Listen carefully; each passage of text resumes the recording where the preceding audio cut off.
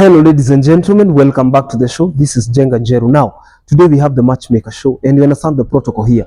Any other time we have a man on board, the man must be looking for a woman. In the same way, when we have a woman on board, that woman must be looking for a man. Today we have a man.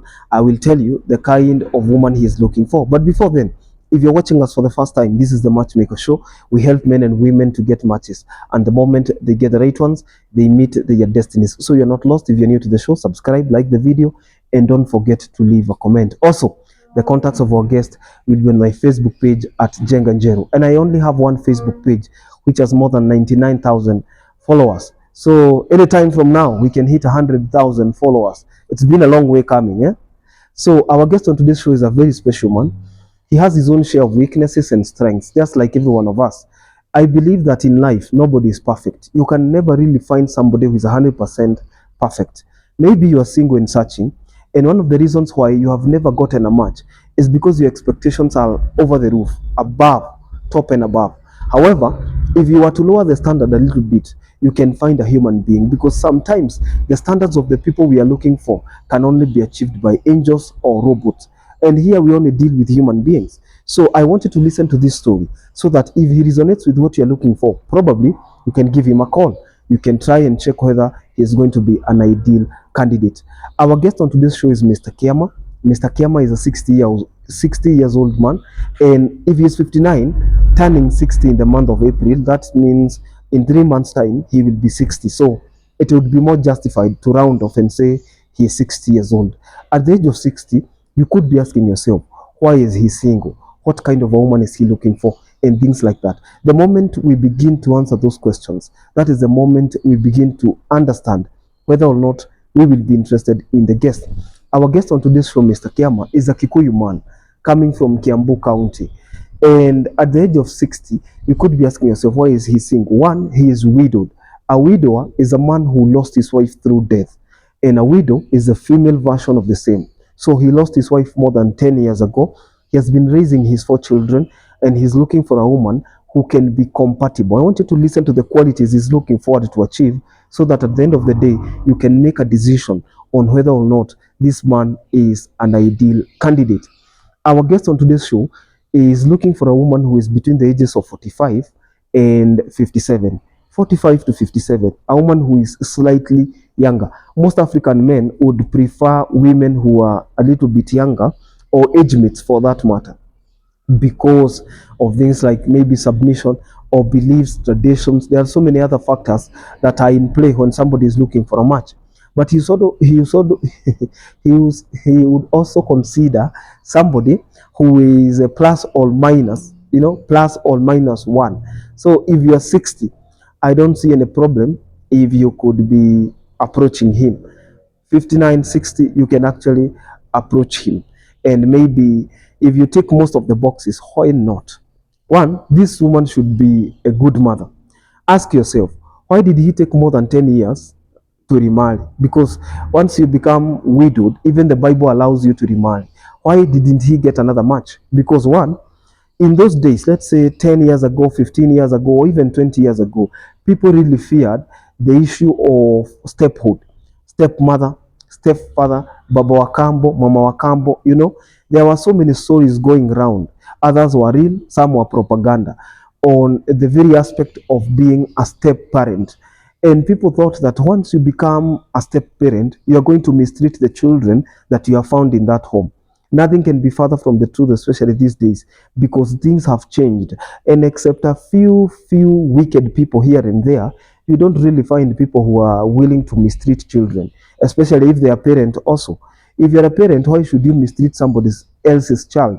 Because whether you are alive or dead, in one way or another, your children will be entrusted to somebody else. They will be in somebody else's hands when you're not with them. They are with a driver today, tomorrow they are in school with a teacher, the other day the society, the other day with a landlord, the other with a friend, community, employer. So what makes this society not be a man-eat-man society is the very aspect of responsibility. We take responsibility for our actions. We take responsibility to be brothers and sisters keepers. Are we together? So that if you're a driver, for instance, you drive well. You take people to their destination. You cannot afford to be reckless because you are carrying somebody's husband, somebody's wife, somebody's child, somebody's family. They are entrusted to you. And the moment they boarded that vehicle, they never came and asked you, can we see your license? Can we see the driver's license? Is this vehicle insured? Things like that. No, they did that on the basis of trust because we are not a gang state. We are not a man eat man society. Tomorrow, you give your children to a different landlord. Maybe they have gone to school, they have friends. You're expecting that the society will behave properly because you're also behaving properly on the other side of the world. So these days, people never really mistreat. You've not had those cases where stepmothers are mistreating stepchildren and stepfathers are mistreating unless a few wicked cases here and there, which is seldom had. Now, our guest on today's show was taking that long so that his children could clear school, so that children could clear the nest. He had promised himself. You see, raising 4 children and being the only parent left him with a dent, feeling like he only wanted somebody who can be there, somebody who can be compatible, somebody who can become a good mother, somebody who can become a good wife. Because even as you look for a good mother, you're looking for a good wife if you're a husband.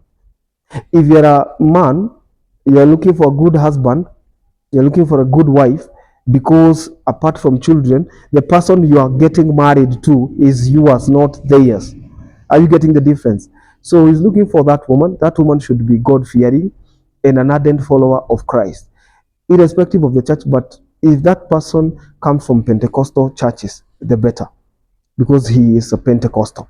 I will not mention the church because I'm not marketing any church here. uh, he's what is the difference between evangelicals and the Pentecostals? Is there any difference? Let us know in the comment section if there is any. But one thing I know, he's not from the mainstream church. And not to say that if you're from a mainstream church, you cannot contact him. I told you some of these times or some of these candidates are just putting up standards for the sake of it. So you can really find yourself in the middle of a very good man because you have just given it a try.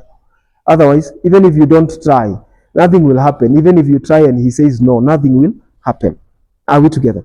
So he's looking for this woman who also has children, a woman whose children have also left the nest. So if you have children who have left the nest, that means you are not coming with children to his home. Yes, they remain your children, but they are not at school, they are not in school, they are not in college. And if they're in college, they should be clearing, they should be working, they should be either getting married like his own children. He has 4, he's a father of 4. He says that he raised them responsibly, teaching them morals and values. And by the time the last one was leaving last year, he told him that now he is also considering not living alone.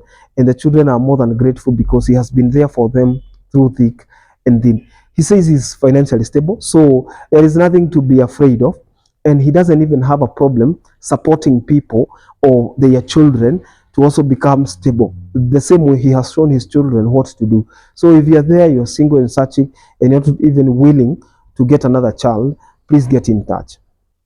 And another thing, that woman should be from the Mount Kenya region. If you're not from the Mount Kenya region, maybe you will not be. I don't know, but that is his preference. The stand of our guest is not my stand. So he says preferably from the Mount Kenya region. So if you're there, consider getting in touch. Until then, I'll see you in the next video. And today I have videos lined up for you, guests on the show, so that we can be able to match as many as we can. Until then, this is Jenga Njeru. See you in the next video.